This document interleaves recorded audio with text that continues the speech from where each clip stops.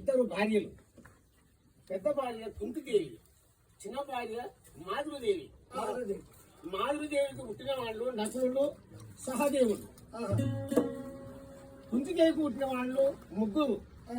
పెద్దవాడు ధర్మరాజు, నటువాడు భీముడు, మూడవడు అర్జునుడు. నకుల, సహదేవులు, మాధురీదేవికి పుట్టినవాడు. ఇట్లా 5 మంది పంచ పాండవులు. పాండవరాజు కుమారులు ద్వారకాపురి పట్టణము రావాలు ద్వారకాపురి పట్టణము అశిరాపురి పట్టణము నవ్వాలు ఉన్నదన్నా